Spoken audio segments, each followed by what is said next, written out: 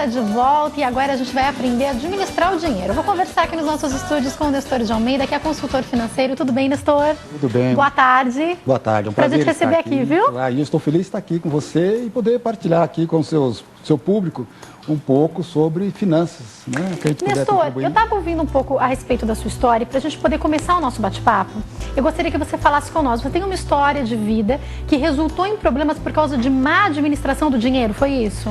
Eu digo para as pessoas o seguinte, quando eu falo sobre administração financeira, um dos motivos que eu tornei menino de rua foi que o meu padrasto era uma pessoa que gastava muito. Uhum. Ele bebia, fumava, jogava. Toda a reserva financeira que a gente conseguia trabalhando na roça, ele gastava. Com o falecimento da minha mãe, meu padrasto abandonou a família e abandonou a família sem um centavo no bolso. Pelo contrário, endividado. Como estava endividado, a gente não tinha para onde ir, eu fui para a rua. Quantos anos você tinha mais ou menos? 8 anos. 8 anos? 8 anos. Você tinha irmãos? Tinha irmãos, né? E os irmãos já um outro mais velho, uma irmã mais nova. Mas eu acabei indo para a rua. E eu digo sempre, se meu pai, meu padrasto, fosse uma pessoa que poupasse, tivesse naquela época o conhecimento de ter uma caderneta de poupança, de ter um seguro de vida para a família ou alguma coisa, com certeza, com a falta da minha mãe, a família ficava com recursos que dava para manter a vida. Claro. Mas como ele sempre gastava antes de ganhar, ou seja, era um endividado, o que sobrou para a família foi dívidas. Com 8 anos você já conseguia perceber isso, Nestor? Não, eu fui perceber isso anos depois, né? Depois que você começa a crescer, começa a ter conhecimentos, eu comecei a observar com outras famílias que se a família pensar antes numa reserva financeira ou em vez de dívidas, né? A família pensa muito mais em ter dívidas do que ter reserva financeira. Porque se você constrói dívidas, você deixa para sua família dívidas. E deixa dívidas para pessoas que às vezes não estão nem ganhando dinheiro. Quando se deveria deixar uma reserva financeira. Aí eu fui perceber que se lá na minha infância a minha família tivesse feito isso, meu padrasto com a minha mãe tivesse feito isso, provavelmente eu teria conseguido chegar aonde eu cheguei, talvez com muito mais facilidade, por ter recursos financeiros. Sem dúvida. Tá? Então aí foi onde eu acabei me dedicando muito a essa área, porque eu acho que... Tem um livro, né? Você tem um livro, né? Eu tenho um livro que chama de Menino de Rua Executivo. Ele narra um pouco a minha trajetória. Tá esgotado, viu, gente? Por isso que ele não trouxe, que o Nestor é chiquérrimo. Esgotou, né? Da próxima vez que você vier, você traz pra gente, com tá? certeza trago, né? Mas, Agora, Nestor, você falou pra nós sobre dívidas versus guardar dinheiro. Eu queria que você falasse para nós. Hoje em dia há uma facilidade muito grande em se comprar. Você pode parcelar aí diversas prestações. E eu gostaria que você falasse para nós, há um risco aí? Muito grande. Porque o que acontece é o seguinte, saiu até uma pesquisa, saiu ontem a pesquisa, que a família brasileira deve hoje 40% da renda que vai ganhar durante o ano. É quase metade da renda. Quase a metade do que você vai ganhar durante o ano já está comprometido. Agora imagine que essa família perca o emprego hoje.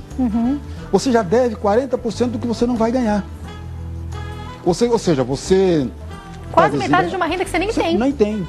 Então você já está desempregado e devendo. Então esse consumo, a facilidade do consumo, é lógico que isso faz questão do mercado, faz o mercado girar, claro, faz ter emprego.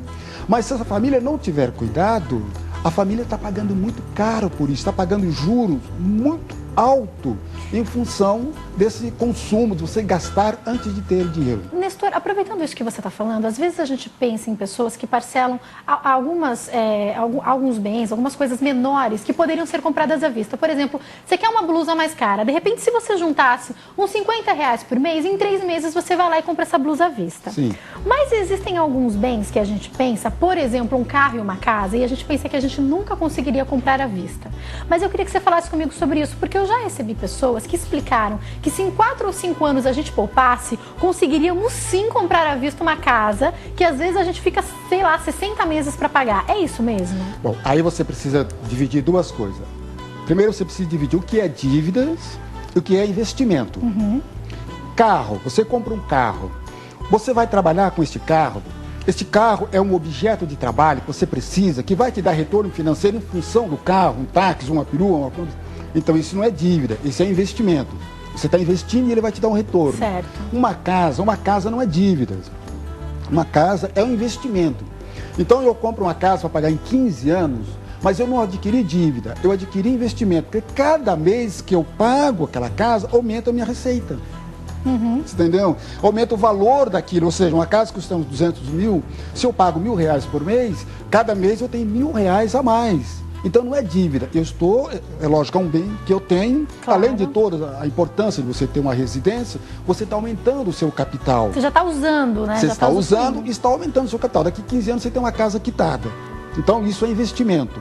O que é dívida? É aquilo que você compra, que ele não vai gerar mais recursos para você, pelo contrário, muitas vezes gera prejuízo. Por exemplo, você compra um carro hoje, zero. Você tira um carro, custa 25 mil. Daqui 5 anos, você vende ele por 20 e pagou 40. Então, quanto você perdeu nesse carro? Ele não foi investimento, ele foi dívida. Certo. Então, acho que é importante você fazer isso. Agora, qual a importância de você conseguir poupar? E esse poupar precisa ir de um controle financeiro que eu chamo que é o orçamento familiar. Você precisa ter um controle sobre o quanto você ganha e o quanto você pode gastar. Eu sempre digo o seguinte, quem gasta mais do que ganha está programado à falência. Não vai ter jeito, você vai falir. Entendeu? Porque você não vai dar certo. Não vai dar certo. Então o ideal é que você programe, que você, a sua despesa, o quanto você ganha e o quanto você gasta, para você saber aonde investir. E aí saber o que é a prioridade. O que eu preciso e o que eu desejo. Porque na maioria das vezes, o que eu consumo é o que eu desejo, mas eu não preciso. Agora, Nestor, inclusive há poucos dias aqui no nosso programa, essa semana, a gente tem falado sobre dinheiro, nós falamos sobre organização financeira, a gente falou um pouco sobre o orçamento familiar, mas a pergunta que eu te faço é, quem já está endividado, por exemplo, muita gente já conta com o cheque especial ou com o valor do cartão de crédito como se fizesse parte do salário. Sim. E essa pessoa está presa numa bola de neve. Para eu começar a guardar, o primeiro passo não é sair das dívidas? Sim. Como que eu faço isso? Bom, a primeira coisa, você precisa saber que dívidas você tem e que dívidas você pode ter. Então, por exemplo, se você tem uma dívida de cartão de crédito, que é aquela dívida que você começa a pagar o mínimo, esse mínimo você está pagando de juros cerca de 15% ao mês. É muito dinheiro. E depende do cartão, vai até 18,99% ao mês. É muito alto. Então, a primeira coisa que você tem que fazer, para essa dívida. E os bancos podem cobrar um valor tão alto assim? Pode, as operadoras, né? Está dentro, tá? É lei de mercado, né? Então, a primeira coisa que você precisa fazer é interromper essa dívida. Procura um empréstimo pessoal. De repente você pode fazer um consignado com juro de 2% e pega essa dívida, quebra o cartão, desfaz. Trocar uma dívida por outra. Troca essa dívida por outra. Com juros bem menor. Juros bem menor. E que às vezes, principalmente agora nós estamos entrando no mercado o consumo, a pessoa da classe D, E, C, adquirindo cartão de crédito, e que não conhece sobre cartão de crédito, não conhece sobre juros. E são pessoas que estão se endividando muito por não ter essa dica.